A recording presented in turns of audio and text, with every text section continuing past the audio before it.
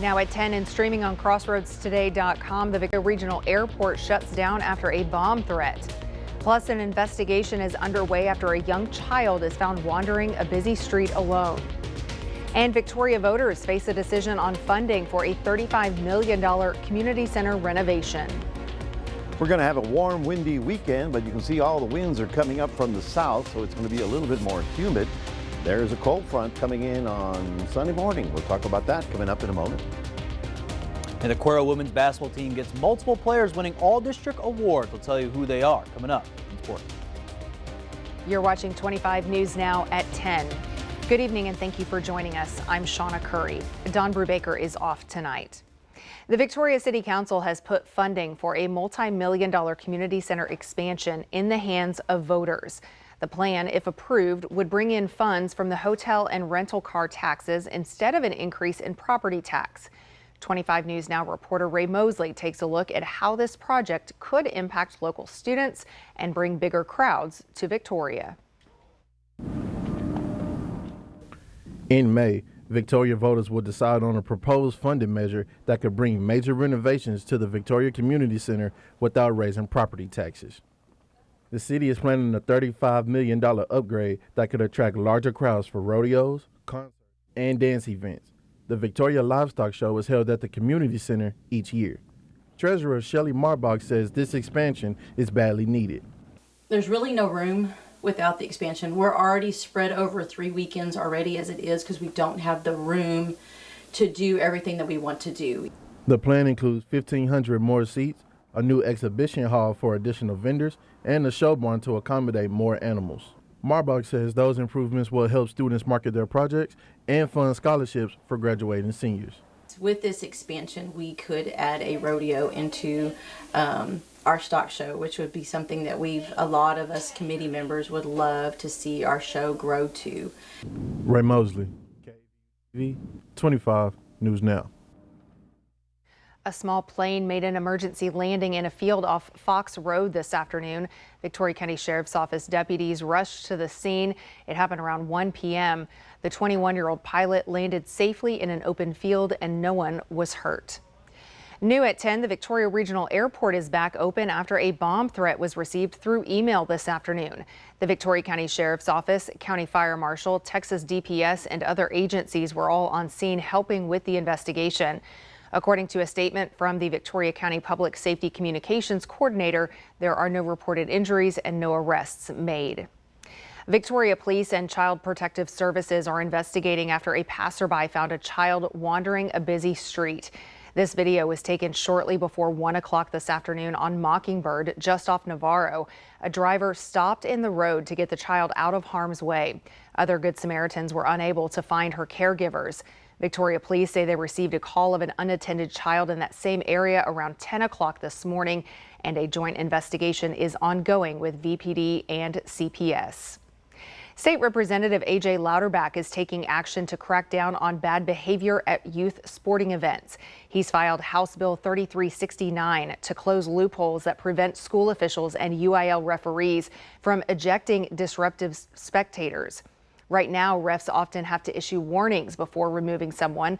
This bill would change that, giving them the power to kick out unruly fans immediately. If passed, the law would take effect in the 2025-2026 school year, ensuring officials can keep the focus on the game, not the sidelines. So this brings us to our viewer poll. Should referees have the power to eject unruly fans without warning? Yes, it helps to maintain order, or no, warnings should come first. 82% of voters feel that referees and other officials should have the ability to eject unruly fans without having to issue a warning first. 18% feel that the warnings should be included. So thanks to everyone who voted. If you have not, you can simply go to crossroadstoday.com/vote to let us know what you think. Well, it's time to check in on our weather now. Let's go to Chief Meteorologist Mac Perez for a look at this midweek. We're heading into the slide into the weekend, Mac. Absolutely. I can see the weekend from here, folks, and it's going to be warm and windy. The thing is, we've got southerly winds for 2 days. That's going to warm us up. But then this cold front will blow through here on Saturday night, and that will cool us down and give us some more of that hot, cooler, dry northwesterly wind, which puts us in fire danger. We'll be talking about that coming up in a moment. Back to you. The American Red Cross needs more volunteers as disasters grow more frequent. The Shelter Heroes program trains local residents to help with emergency shelters during hurricanes and wildfires. Since July, the Texas Gulf Coast chapter has responded to 1,400 disasters, helping 2,000 families. But they need more hands. To get involved, visit redcross.org/shelterheroes. The U.S. House of Representatives voted to censor Houston Democratic Representative Al Green for disrupting President Donald Trump's joint address to Congress on Tuesday. To read the full Texas Tribune article, visit our website, crossroadstoday.com. Residents of a rural town outside Dallas were shocked when a big white thing fell from the sky. Sydney Persing investigated and found a perfectly logical explanation. Early Tuesday morning in the tiny Texas town of Quinlan, neighbors started to notice something strange. All the neighbors were over there. Nobody knew what it was. A big white something just showed up out of nowhere. That's like, what is this? It wasn't until he saw federal agents across his lawn that Clay Hilton realized whatever that was mattered. I mean, I was like, oh, okay, so yeah, it's not just a tarp or anything. It's something. It's actually called a tethered aerostat radar system, and U.S. Customs and Border Protection uses it to detect suspicious air traffic along our southern border. 30 years I've been on this planet. I've never seen any kind of balloon that big. Notice I said southern border. That aerostat was stationed on South Padre Island. According to CBP, severe wind broke it free from its tethers Monday. Somehow, it floated nearly 600 miles up to Quinlan. The balloon was huge, like huge, humongous. And according to one family, it hit their home on the way down. It's just a lot of missing pieces, like broken pieces. I want to say probably 4 or 5 record trucks came down here looking for it. The balloon, which was lodged on a power pole, has since been removed. But the fine folks of Quinlan, they remain in awe. We're in a small town that no one comes to. Look, who would have thought a little balloon would have crashed here? The skies above the Bahamas and parts of Florida are lit up by falling debris from a failed SpaceX launch. Videos captured by people on the ground show streaks of light from SpaceX's Starship, evoking reactions of awe. The company was running a test flight of the massive rocket system with the aim of stress testing the spacecraft. SpaceX lost signal with the craft shortly after liftoff. President Donald Trump is considering extending the deadline for TikTok to be sold. Today, Trump said he would probably extend the timeline if a deal is not reached by the initial deadline. In January, the president signed an executive order giving TikTok's Chinese parent company 75 days to find a new owner. He didn't say how long that extension would last. He added that China will also play a role in the decision. Last April, President Biden signed a law requiring the app to be sold or face a U.S. ban. Law enforcement officials and the lawmakers who backed the bill argued that TikTok poses a national security threat. Remember to subscribe to our YouTube channel, Crossroads Today. Hit the like button and click the notification bell so you'll receive alerts. Stay with us. Coming up on 25 News Now at 10, the raw milk debate heats up, why it's back in the spotlight. Plus, a major shakeup for Walgreens, what it means for shoppers.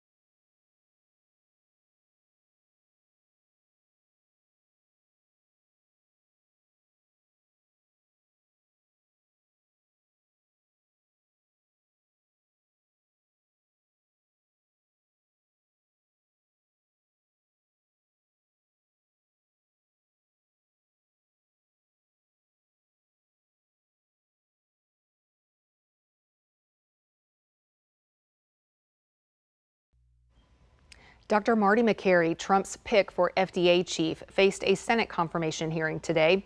If confirmed, he will help oversee prescription drugs and much of the U.S. food supply under HHS Secretary Robert F. Kennedy Jr.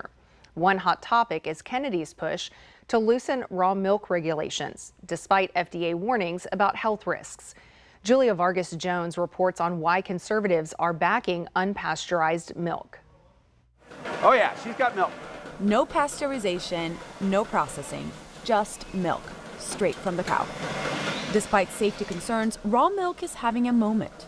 Mark McAfee is at the forefront of a movement to elevate it from the cultural fringes to the national mainstream. Raw farm dairy. Drink our milk raw, but Raw milk has spiked in popularity in recent years and spilled into culture wars and even into politics. I only drink raw milk. Secretary of Health and Human Services Robert F. Kennedy Jr. turning it into a policy flashpoint. The FDA is the enemy of raw milk. So you buy into the whole movement of making America healthy again? So to make America healthy, to make the world healthy, we have to address the fact that food is medicine. McAfee's Raw Farm takes a grass-to-glass approach. Are you ready? Just a sip. Oh gosh. He says his product is not only safe to drink, but also offers a wide-ranging list of health benefits. These are anti-cancer, anti-inflammatory, anti-tumor, anti-hypertensive, remineralization, good for the immune system, mast cell stabilization, all these kinds of things that are destroyed in pasteurization. But all of that disputed by food scientists. So I'll read you a claim and you tell me if that's true or false. Raw milk has additional bacteria that is beneficial for the gut. False. Raw milk helps build the immune system. False. Raw milk can help cure allergies and asthma. False. The idea that pasteurization is, reducing the nutrient profile or making this milk somehow inferior is just nonsense. Fewer than 1% of Americans say they regularly drink raw milk, and the FDA has issued numerous warnings about the risks. Raw Farm has faced multiple lawsuits and recalls after E. coli, bird flu, and salmonella outbreaks. The latter, the largest connected to unpasteurized milk in decades. California is one of 15 states where you can find raw milk at a grocery store. In some parts of the country, you can only buy it directly from farmers. 16 states prohibit sales for human consumption. Nationwide, the FDA strongly encourages pasteurization for all milk and prohibits sales of raw milk across state lines. But change may be on the horizon. McAfee says he was invited to apply for an advisory role in RFK Jr.'s FDA and has already drafted a proposal for an ordinance that would establish an office with budget from Congress, create raw milk standards for farmers, and remove current regulations. If you expect people to have access to super high quality raw milk, you're going to have to change a bunch of rules. Julia Vargas Jones, CNN, Fresno, California. The HHS has not responded to a request for comment.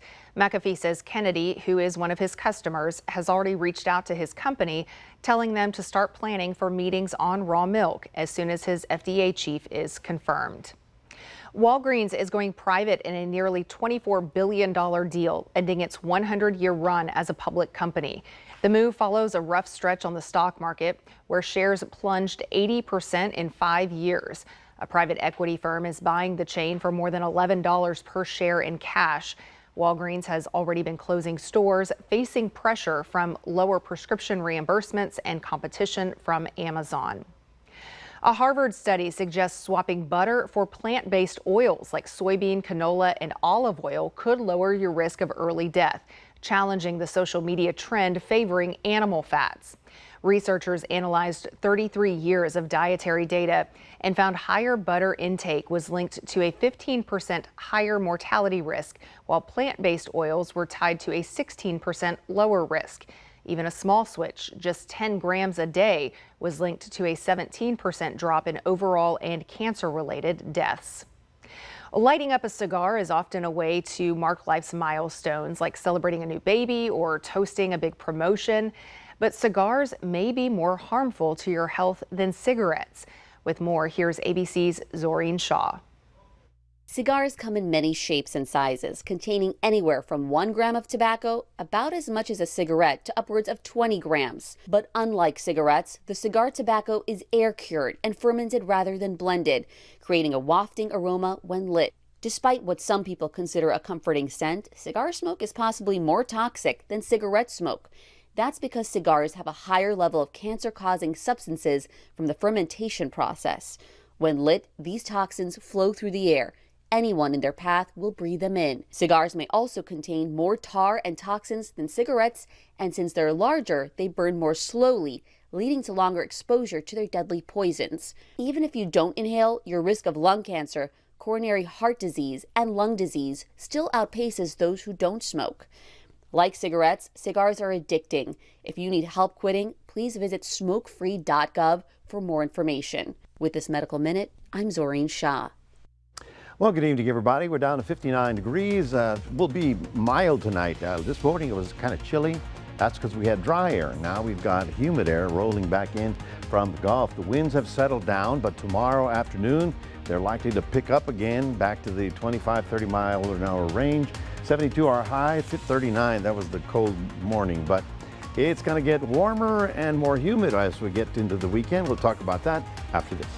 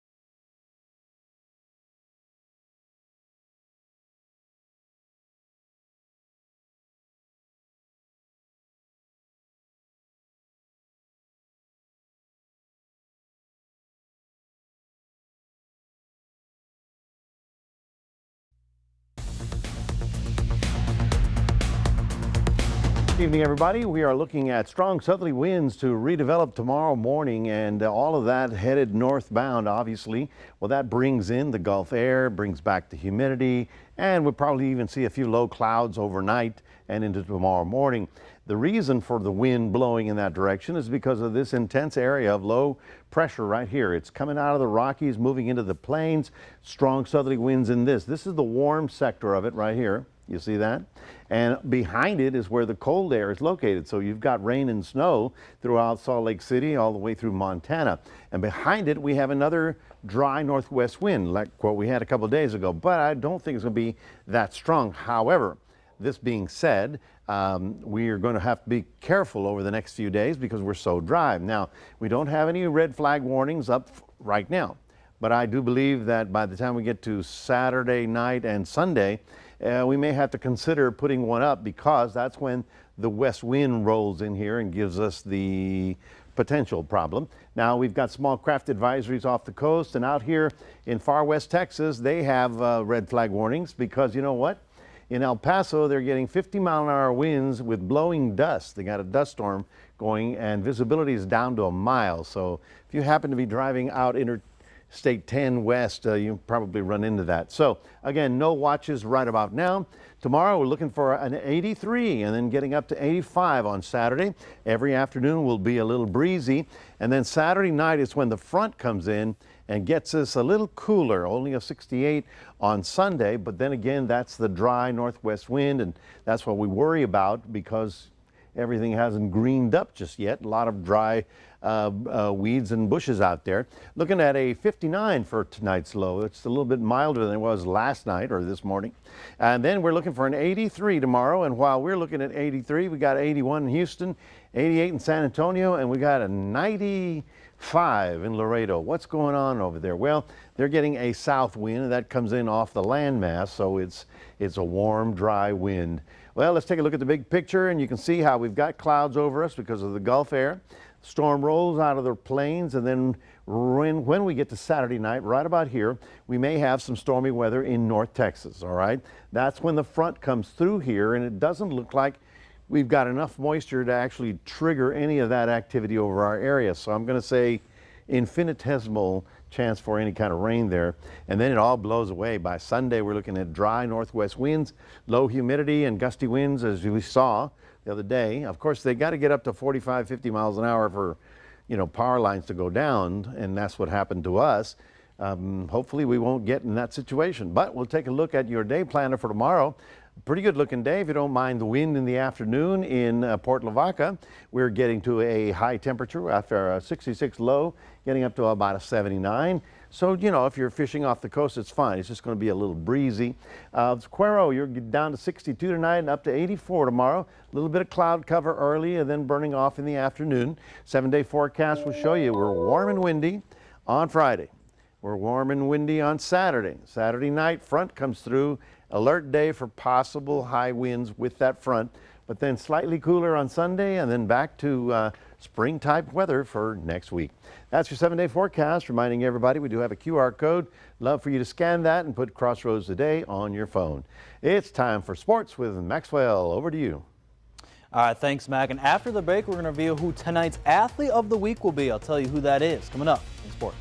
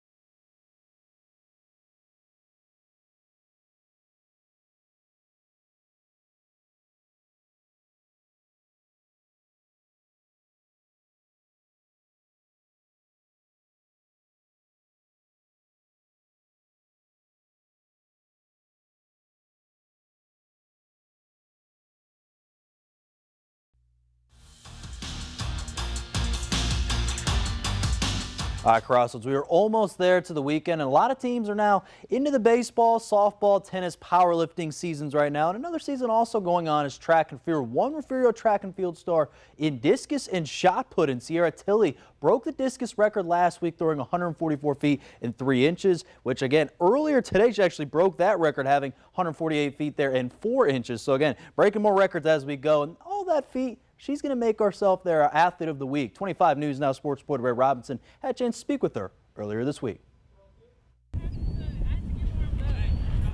To kick off track season in the Crossroads, we're taking you to Refugio, where Sierra Tilley is one of the standout throwers. A journey that's had its share of hardships and adjustments.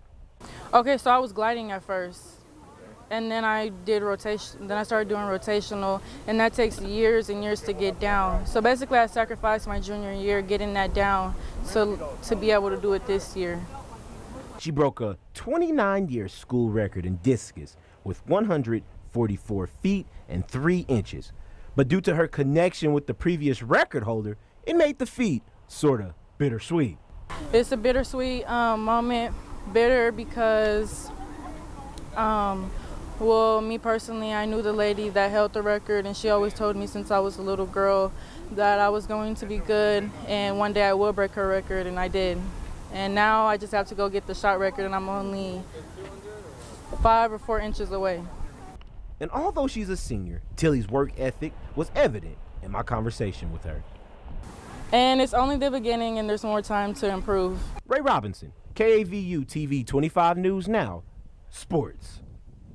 All right, thanks. Right now, over to some Lady basketball, where the Gobblers released all district awards, first giving the District 28-4 MVP to Arissa Carbonara, both co-defensive MVPs to Moriana Da Silva, and last week's Athlete of the Week in Aubrey Bowles. Then first team all-district awards went to Kaylin Comiskey and Jada Cooper, and finally Kiara Denson, Emery Da Silva getting second team all-district honors, with senior Kendall Bro getting honorable mention. Also, all those players mentioned got academic all-district as well, including Avery Coso and Leah Mendola were also there on academic all-district. Congrats there for a great season for the Lady Gobblers, reaching their first ever state championship, getting multiple players winning all-district awards. And finally tonight, the 5-2 Hallettsville Brahmas face the Ganado Indians at Hallettsville Baseball Field for the Jimmy Appelt tournament for their first game. And Hallettsville looking to get a big non-conference win versus Ganado, and they had some offense to start there for Hallettsville. They got a big-time RBI single and got on the board early, and the score would just get away there for Ganado. They would win the game there 11-2 there for Hallettsville. And again, now they're going to be back in action there tomorrow at noon there versus Brazos. That's going to do it here in sports. Shawna, back to you. Stay with us. Coming up on 25 News Now at 10, we'll take a last look at your weather. Plus, spinning signs for cash and glory. See who's competing in Vegas this weekend. Tonight, Jennifer Coolidge, the kid from Severance, Sarah Bach, music from Coco Jones, and I'll be here too after the news on Jimmy Kimmel Live.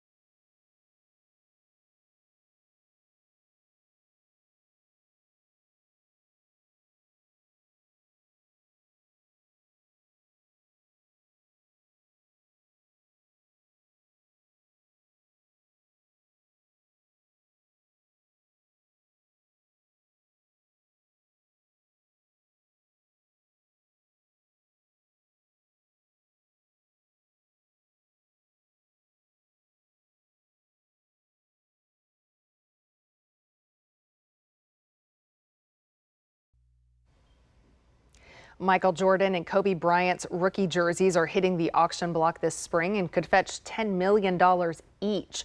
Jordan's jersey, worn in his 1984 preseason debut, is the only photo-matched rookie jersey ever auctioned.